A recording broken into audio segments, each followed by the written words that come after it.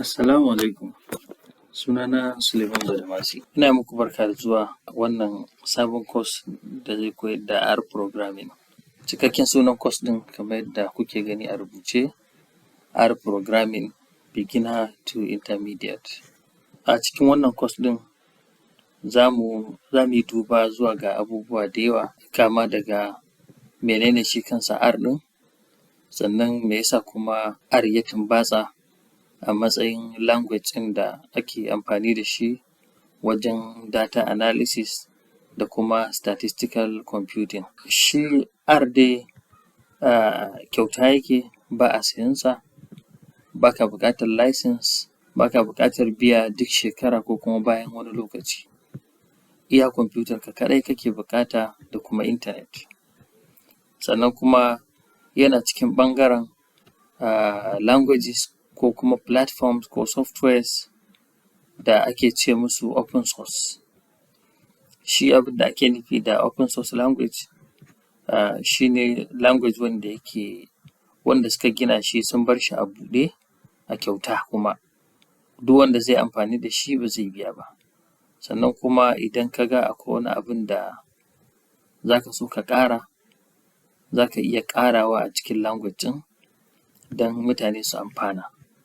Saboda haka a buɗe yake ga dukkan mutanen duniya, duk wanda yake da wata ƙwarewa da yake tunanin akwai wani abu da ya kamata a ƙara a cikin R ɗin don a ƙara functionalities ɗinsa da kuma abubuwan da zai iya bayarwa, to kowa yana da damar da zai yi wannan aikin.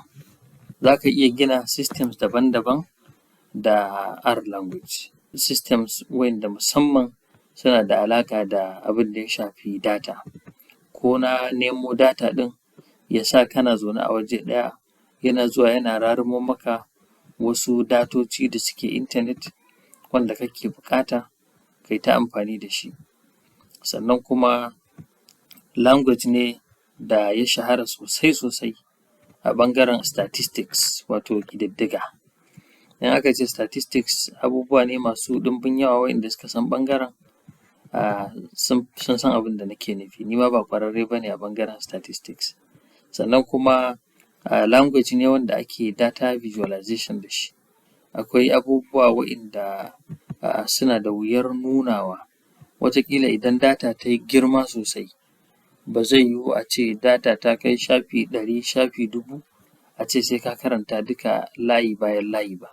Amma idan aka yi visualizing wato aka sanya datar ta fito a matsayin chart ko graphs ko tables ko map ko dai wani abu da zai dunƙule ta ya ture ta ya nuno ta ƙila a cikin shafi 1 ko shafi 2 maimakon shafi 100, to yana taimakawa sosai ga duk wanda yake so ya fahimce ta. Sannan kuma language ne da ake amfani da shi a ɓangaren data science. To a duk duniya babu wani language da ya shahara wajen statisticians da data scientists da kuma researchers kamar R. Duk da yake Python ma ana matuƙar amfani da shi. Wani abu da ya kamata a lura da shi shi ne, kusan duk abubuwan da R yake yi a ɓangaren data Python ma yana yi. Kuma abubuwan da Python yake a ɓangaren data R yana yi. Bambancinsu shi ne, shi R ya fi kusa da wanda ƙwarewarsu ta fi ƙarfi a ɓangaren statistics, shi kuma Python mutanen da ƙwarewarsu ta fi ƙarfi ta ɓangaren kwamfuta ko programming. To amma ni kaina da nake wannan maganar na fi iya R sama da Python, tare da cewa kuma background ɗina kwamfuta ɗin ne.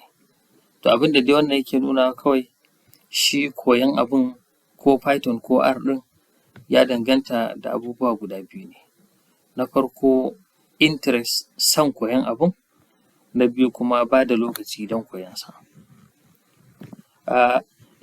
Wannan course ɗin zai koya mana abubuwa masu yawa game da R, tun daga matakan farko da asalin abubuwan da ake buƙata step by step, matakan da ba a so a tsallake su, wanda yana introducing ɗinmu zuwa cikin R ɗin daki ba tare da tsallake kowane mataki ba, har kuma ya kai mu inda muke buƙata insha Allahu.